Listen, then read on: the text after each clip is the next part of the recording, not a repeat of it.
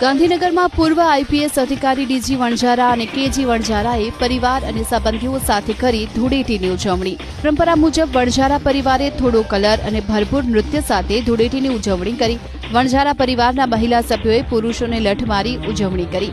વણઝારા પરિવારની આજ ધૂળેટીની ઉજવણીમાં પૂર્વ મંત્રી ચંદ્રિકાબેન ચુડાસમા પણ જોડાયા। એબીપી અસ્મિતા સાથે વાત કરતા પૂર્વ આઈપીએસ અધિકારી ડીજી વણઝારાએ રાજનીતિમાં એન્ટ્રી કરવાને લઈને આપ્યું મોટું નિવેદન। ડીજી વણઝારાએ ચૂંટણી લડવાની થશે તો તૈયારી હોવાનો દાવો કર્યો। સાથે કહ્યું તેઓ હંમેશા દરેક પરિસ્થિતિ માટે તૈયાર રહે છે। લોકશાહીમાં લોકો જ રાજનીતિનો રંગ નક્કી કરતા હોવાનું કહી ડીજી વણઝારાએ કહ્યું કે તમામ પ્રકારના યુદ્ધો કર્યા છે, આ પ્રકારનું યુદ્ધ કરવા પણ તૈયાર છો। રાજકારણ છે એ લોકશાહીના તમામ નાગરિકને સ્વીકાર્ય છે, મને પણ સ્વીકાર્ય છે। છેલ્લો સવાલ આપને પછી સાહેબ સાથે વાત। આપે કીધું કે કોઈ બી પરિસ્થિતિ આવે તો જ્યાં સુધી હું આપને જાણું છું ત્યાં સુધી દરેક પરિસ્થિતિ માટે તમે હંમેશા તૈયાર રહ્યા છો। એ પરિસ્થિતિ આવે કદાચ ચૂંટણી લડવાની તો એના માટે તૈયાર? હા, તો આવી જ વાતો ને આપણે તમામ પ્રકારના યુદ્ધો કર્યા છે અને આ પ્રકારના યુદ્ધ કરવાની પરિસ્થિતિ ઊભી થાય તો તેની પણ કરવાની તૈયારી। તો ચૂંટણી લડવાને લઈ પૂર્વ અધિકારી કેજી વણઝારાએ 2 વખત લોકસભાની ટિકિટ ઓફર થઈ હોવાનો દાવો કર્યો। 2009માં સાબરકાંઠા બેઠક પરથી ટિકિટની ઓફર થઈ હોવાનો કેજી વણઝારાએ દાવો કર્યો।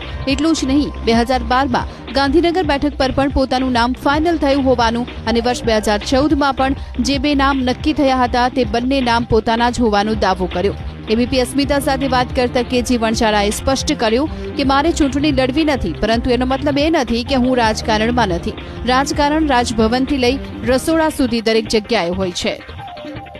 2014માં પણ 2 નામ જે પસંદ કર્યા હતા એમાં મારા જ નામ પસંદ કર્યા હતા। બીજું 2012ની અંદર ગાંધીનગર કોન્સ્ટિટ્યુન્સીમાં પણ નરેન્દ્રભાઈ જાતે મારું નામ મૂક્યું હતું, પણ રાજકારણમાં મને રસ એ વખતે નહોતો અને અત્યારે નથી। એનો મતલબ એમ નથી કે હું રાજકારણથી નિર્લેપ છું। રાજકારણની અંદર આગળ બી છું, પાછળ બી છું અને મધ્યમાં બી છું।